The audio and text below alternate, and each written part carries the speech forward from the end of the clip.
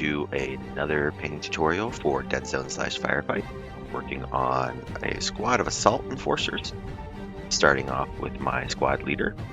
He's already been primed black and zenithalled white, and I'm applying Army Painter Speed Paint Slaughter Red to the upper portion of his shoulder pads.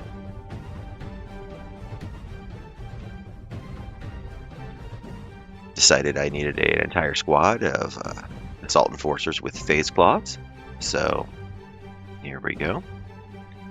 I'm going to base the body out using Army Painter Speed Paint. We're using Occultist Cloak as our base tone here. Putting this on over the zenithal, we'll get a nice result with our zenithal already down. We'll have some crisp highlights sitting there.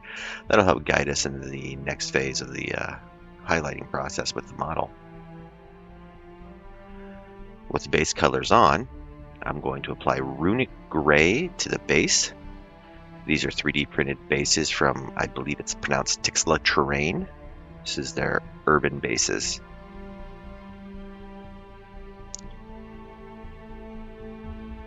With the Runic Gray down, I also go in with some Ruddy fur for the exposed girder and debris on the ground, as well as the dirt. So spread this around a little bit into some of the cracks just to have some variation in color on the base.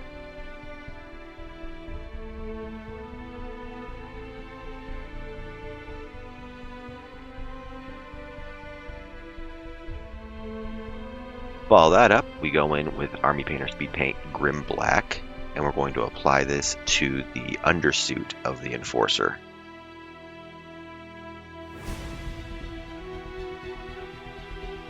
There's also some exposed hydraulics looking parts in the thigh here that I like to hit.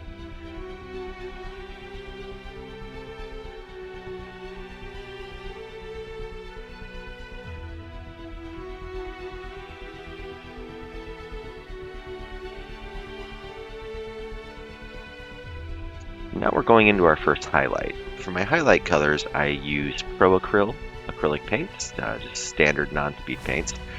I use neutral gray as my first highlight, and I apply this to the majority of the front of the model, as well as the black undersuit portions.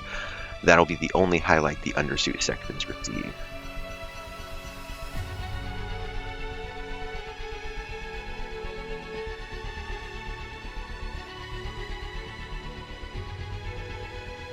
Once that's done, I follow that up with a mixture of Pro Acryl Neutral Gray and Light Neutral Gray. It's about a 2 neutral to 1 light mixture, just to apply a lighter mid-tone highlight here.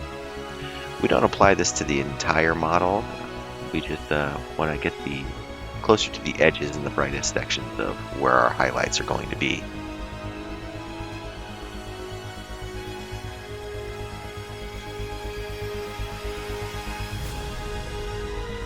We're going to follow that with pure light neutral gray, and we're going to use it just as our edge highlight on the highest points that are going to receive the most light on the model.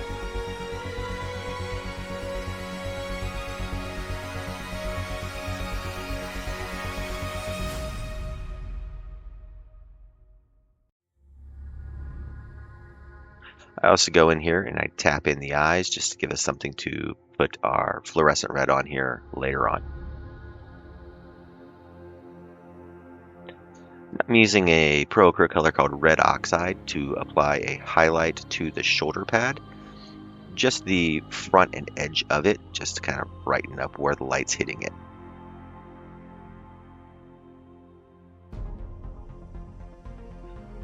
See, I went on a line a little bit and just do a little cleanup with the neutral gray and a wet brush just to kind of clear that smudge up. Now I use burnt red to apply the V symbol on the chest. Just a steady hand and a slow brush stroke there, and it goes on pretty quick and easy. If you do go over the edge there, you can just come back and clean up those edges with your previous highlight colors. Since this is my squad leader, I like to apply a red stripe down the center of the helmet. I know tactically it probably doesn't make a lot of sense, but for gameplay wise it helps to identify that model a little more easily, especially when there's 5 of relatively the same dude on the board together. So you can see here I do spill over the forehead a little bit. I just come in with a little neutral gray to clean that edge up, and I also hit it with just a line of black just to kind of clean up that edge and separate the eyes to make sure everything still reads as different parts. Speaking of those eyes, we're going to hit that with fluorescent red.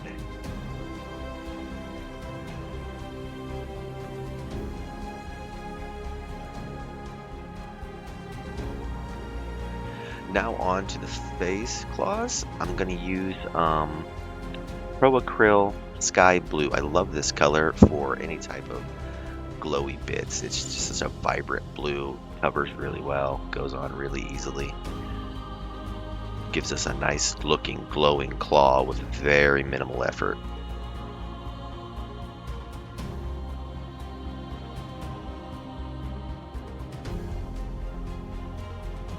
Those bases down, we're going to thin this about 1 drop of paint, 2 or 3 drops of water. We want a very thin glaze consistency, and I'm going to come in and just apply some highlights where lights or glows should be bouncing on the armor.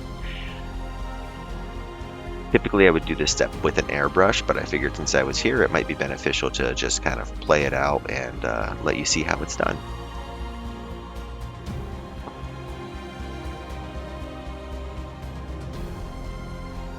I use a little metallic brass just to pick out these shell casings that are built into the base, just add a little variance and pop onto the base there. Now I'm using Army Painter Rust Effect, but any orange you have will work. It's dark brownish orange just to stipple out that girder sticking out of the ground and give it a little variety. Now I'm just doing a little cleanup. I'm using Grim Black from Speed Paint just to pick out some of the details and separations on the model to reinforce some of the line work. And then we're going to hit that base with a black rim, and we're going to look at the finished result. So I know this was quick, and I hope it was helpful. If you enjoyed this video, please give it a like and subscribe. And here's our finished result.